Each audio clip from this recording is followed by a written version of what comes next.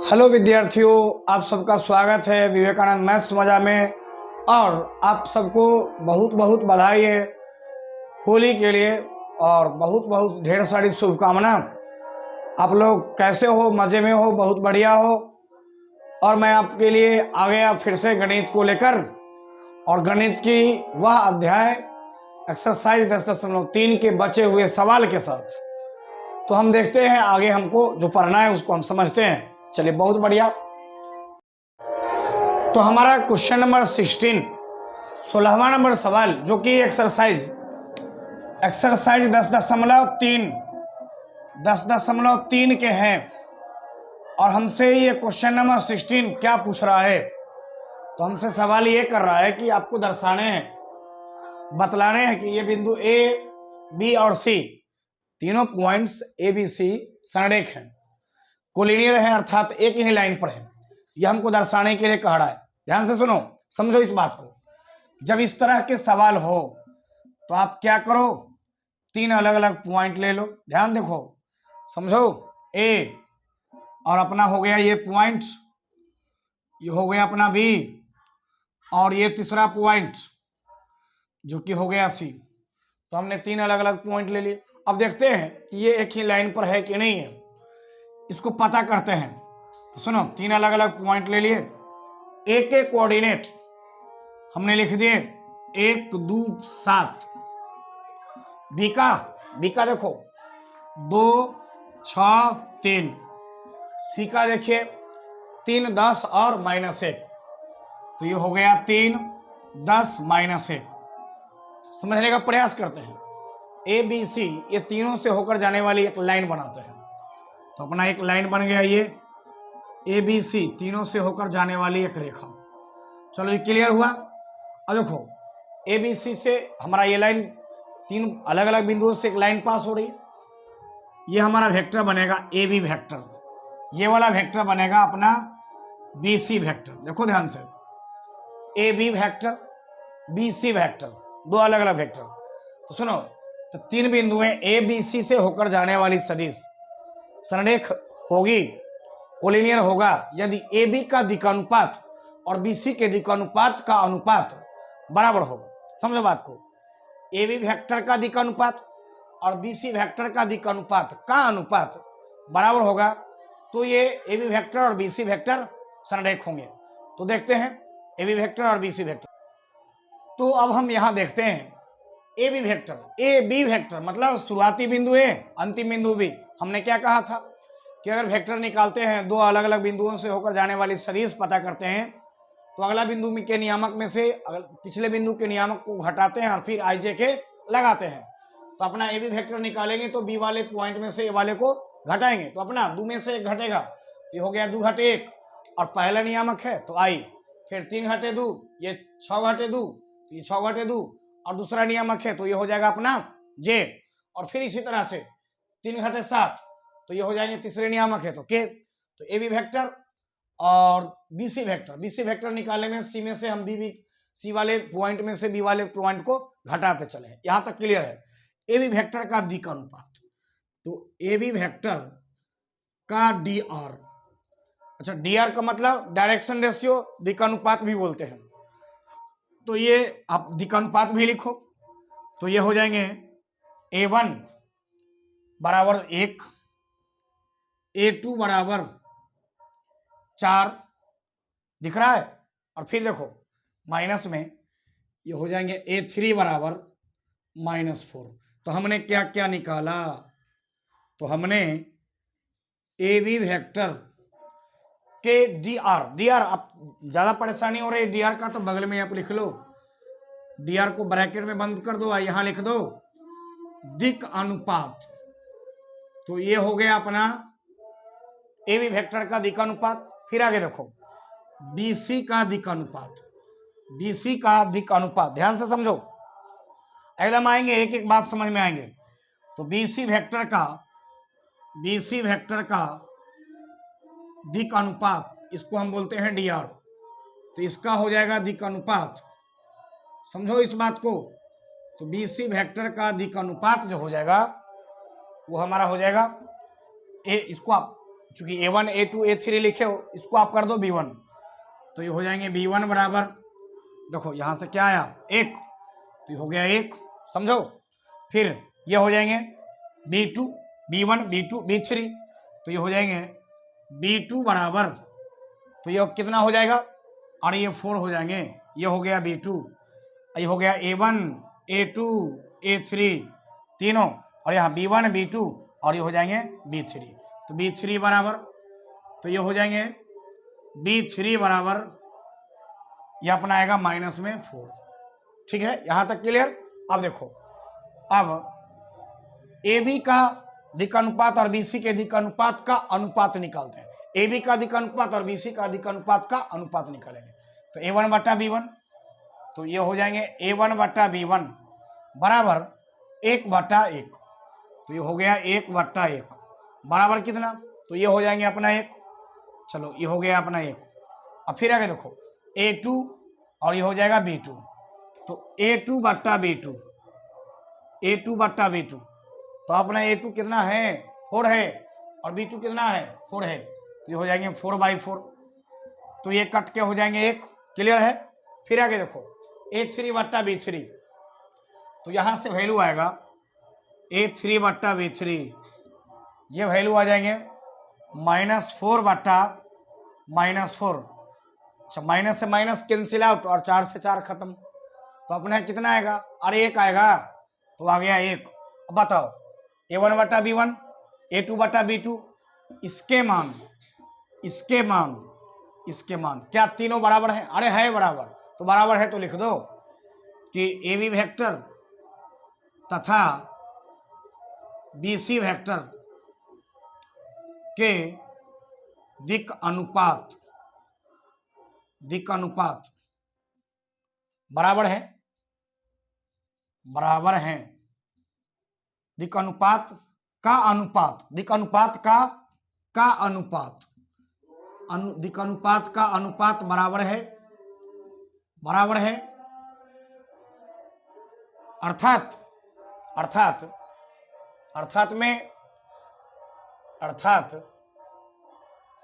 A1 बट्टा B1 बराबर A2 बट्टा B2 बराबर A3 बट्टा B3, तो A3 बट्टा B3, इसीलिए A B तथा C ये 3 बिंदु, इसीलिए बिंदु A B तथा C कैसा है, तो संरेख है, इसलिए बिंदु A B तथा C संरेख है। क्लियर हो गया।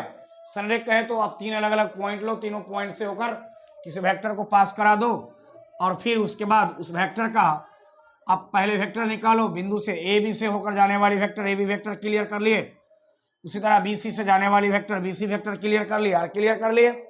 दिक् अनुपात क्या होता है, I के बगल में J के बगल में K के बगल में जो सब होते हैं वो सब दिक् अनुपात कहलाते हैं।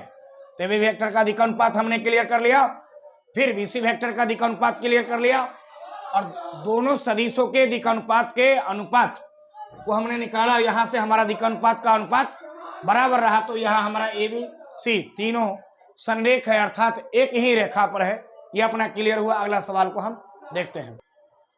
तो हमारा अगला सवाल है, और मैं कहना चाहूंगा कि ये दर्शाइए कि सदिश, देखो थोड़ा देर पहले आपका जब वीडियोस बन रहे हैं तो कोई एक व्यक्ति आकर और फिर से रंग रगड़ के चले गए, फिर से लगा के चले गए, जिसकी वजह से थोड़ा सा परेशानी उठाना पड़ा, परंतु मैं फिर आ गया आपके क्लास में, फिर आपको बता रहा हूँ आपको। तो ये हमारा हो गया 2i - j प्लस k, और ये 3 अलग अलग पॉइंट्स दे रखे हैं, बिंदु। ये आपका एक बिंदु है, ये भी आपका एक पॉइंट है। याद करो, बिंदु से बना सदिश कहलाता है स्थिति सदिश। तो 3 अलग अलग पॉइंट से 3 वेक्टर्स बने। तो सुनो, यहां हम मान लो कि यह हमारा कोई एक पॉइंट है, और ये भी हमारा कोई एक दूसरा पॉइंट है, ये भी हमारा कोई एक तीसरा पॉइंट है। तो इससे इसको मीट कराते हैं, समझो इस बात को।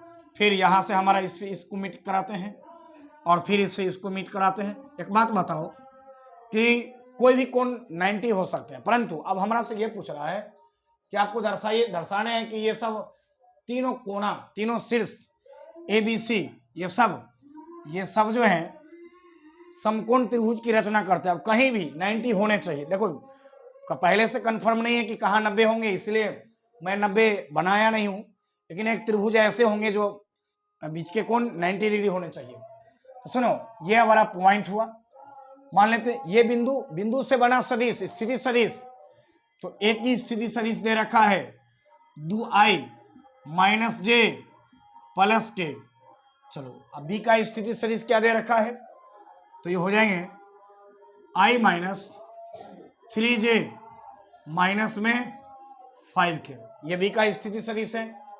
सुनो, और सी का क्या है, चलो इसको हम मान लेते हैं।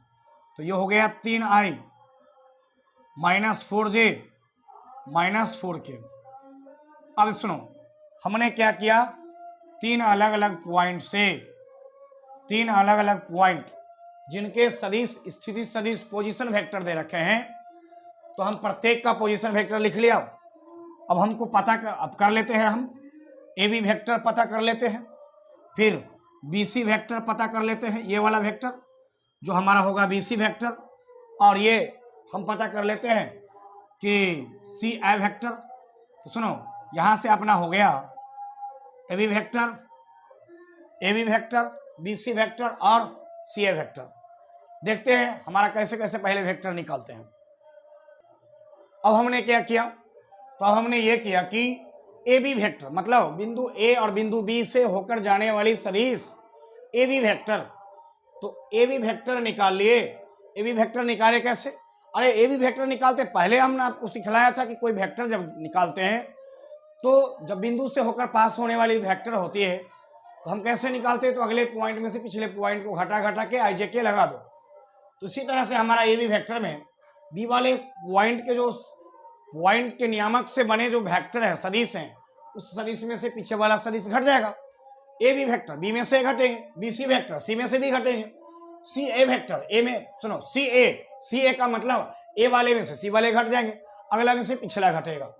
तो AB वेक्टर का मतलब B वाले सदिश से बिंदु B के जो स्थिति सदिश है, पोजीशन वेक्टर है, उसमें से घट जाएंगे बिंदु A के पोजीशन वेक्टर स्थिति सदिश, तो B वाले में से A वाले घट जाएंगे। तो सुनो, तो वही हमने किया, ये वाला वैल्यू को उतार दिया, देखो ध्यान से, वही है।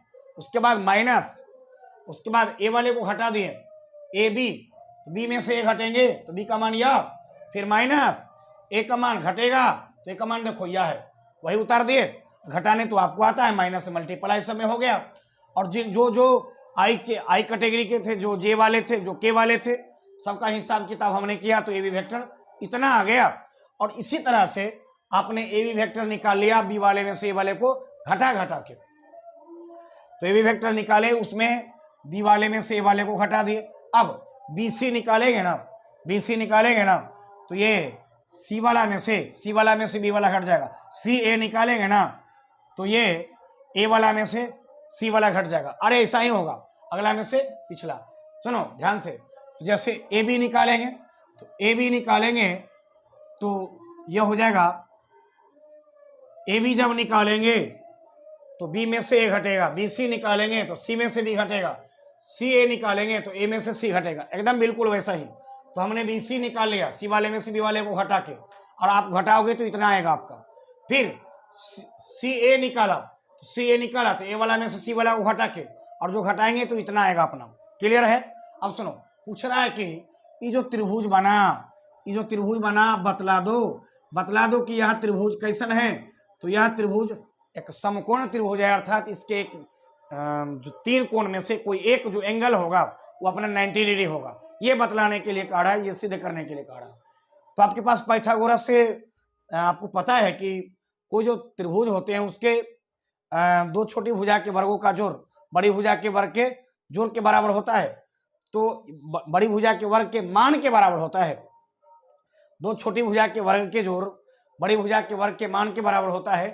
तो वह त्रिभुज एक समकोण त्रिभुज होते हैं। अब देखो, ये AB हमने निकाल लिया, AB वेक्टर। अब AB वेक्टर की लंबाई निकालते हैं, फिर BC का लंबाई निकालते हैं, तो BC का लंबाई निकालते हैं, फिर CA का लंबाई निकालते हैं, तीनों का लंबाई निकालते हैं, और फिर दो छोटी छोटी जो लंबाइयां होंगी उसका स्क्वायर करेंगे, जोड़ेंगे, वर्ग का लंबाई के बराबर हो गया, तो बस हो गया एबीसी समकोण त्रिभुज। ये क्लियर हो जाएगा। देखते हैं आगे हैं।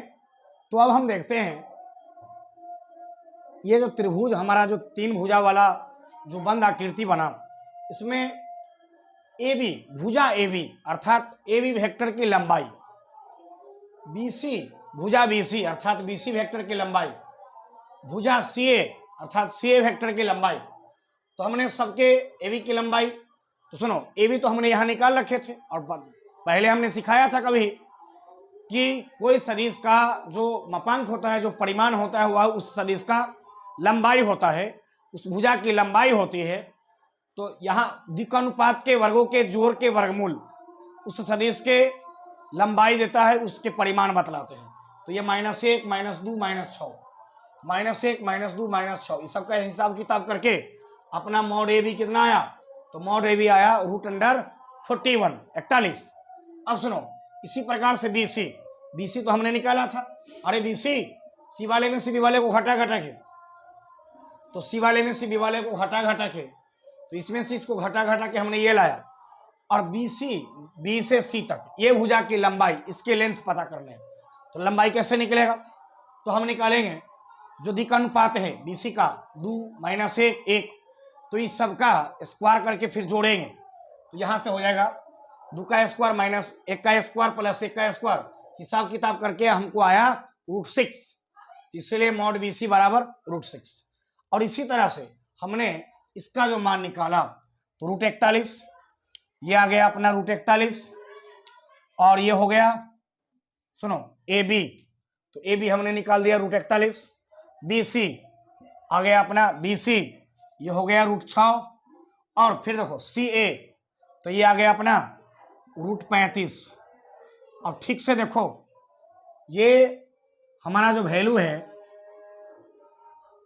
√6 और √35, ये दोनों का स्क्वायर करो, तो 6 का स्क्वायर 6, 35 का √35 का स्क्वायर 35, तो 6 और 35 दोनों मिलके कितना हो जाएंगे 41। अब 41 का स्क्वायर करोगे √41 का, तो वो उतना के बराबर हो जाएंगे। अब सुनो तो यहां से लिखेंगे कि ये अपना ये जो भुजा है कौन कौन सी, तो दो छोटी भुजा, इसके स्क्वायर दोनों के स्क्वायर करोगे 35, और ये हो जाएंगे 35, स्क्वायर करोगे तो इसका हो जाएगा 6, तो 35 और 6 41, और इसका स्क्वायर करो तो रूट पार हो जाएंगे 41। तो दोनों छोटी भुजा के वर्ग का जोड़ बड़ी भुजा के वर्ग के मान के बराबर हो रहा है। तो पाइथागोरस प्रमेय से एबीसी कैसा त्रिभुज हुआ, तो एबीसी हो गया समकोण त्रिभुज। यहां से आप भाषा लिख लोगे कि दो छोटी भुजा सी और बीसी के वर्गों का जोड़ बड़ी भुजा एबी के वर्ग के मान के बराबर है, इसलिए एबीसी कैसा त्रिभुज है, समकोण त्रिभुज है। तो इसको हम इस प्रकार से भी लिख सकते हैं कि मॉड एबी का स्क्वायर अर्थात √41 का स्क्वायर, और उसके बाद बीसी वेक्टर का square plus mod CA vector का स्क्वायर, दोनों का हिसाब किताब करेंगे फिर से आ जाएगा 41। तो इसको हम ये लिख सकते हैं कि बीसी का स्क्वायर प्लस सीए का स्क्वायर बराबर में है एबी का स्क्वायर, अर्थात बीसी ये वाला भुजा और फिर ये वाला भुजा, दोनों का स्क्वायर ये वाला भुजा के अकेले बराबर। अरे ऐसा हमने पढ़ा है, दो छोटी भुजा के वर्गों का जोड़ बड़ी भुजा के वर्ग के बराबर हो तो वह त्रिभुज बन जाता है समकोण, और उसके शीर्ष कहलाते हैं समकोण त्रिभुज के शीर्ष। तो वही तो बात हुआ, दोनों छोटी भुजा के वर्गों का जोड़ हमने किया और बराबर में आया किसके, तो बड़ी भुजा के वर्ग के बराबर, इसलिए ए बी तथा सी समकोण त्रिभुज के शीर्ष बन गए। अगला सवाल देखते हैं जो हमारा ऑब्जेक्टिव है। तो हमारा ये क्वेश्चन नंबर 18 है जो कि ऑब्जेक्टिव है। हमसे पूछ रहा है दो शून्येतर अदिश ए वेक्टर का परिमाण, मतलब यदि ये हमारा सदिश है, सदिश ए वेक्टर का परिमाण ए और लेम्डा ए शून्येतर अदिश है, तो लेम्डा ए वेक्टर का एक मात्रक सदिश है यदि, तो यदि इनमें से कौन होगा सही, मतलब लेम्डा ए वेक्टर मात्रक सदिश है। मात्रक सदिश याद करो, मात्रक सदिश किसे कहते हैं, तो मात्रक सदिश हम किसे कहते हैं? जिसके मापांक, जिसके मॉड 1 होते हैं, वही तो मात्रक सदिश कहलाता है। तो लैम्डा ए वेक्टर एक मात्रक सदिश है। तो हम यहां से बढ़ाएंगे आगे, मात्रक सदिश है तो हमारा हो जाएगा, इसलिए लैम्डा ए वेक्टर का मॉड, अरे जो मात्रक सदिश होते हैं उसके मॉड होते हैं 1 होते हैं, मॉड 1 होते हैं। यहां से हम आगे बढ़ाएंगे, सुनो, मॉड से बाहर हो जाएगा लैम्डा, या आप ऐसे भी लिख सकते हो, मॉड लैम्डा और फिर मॉड ए वेक्टर। और जैसे हम लोग लिखते हैं ना ए गुने बी, तो आप ऐसे भी लिख सकते हो ए गुने बी, उसी तरह से अलग अलग मॉड लगा देते हैं दोनों पर। तो मॉड लैम्डा मॉड ए वेक्टर, और यहां से हो जाएंगे अपना बराबर 1। देखो ए वेक्टर का परिमाण ए है, इसका मतलब समझते हो? इसका मतलब ये रहा कि ए वेक्टर का परिमाण ए है, तो ए वेक्टर का मॉड हमको ए दे रखा है।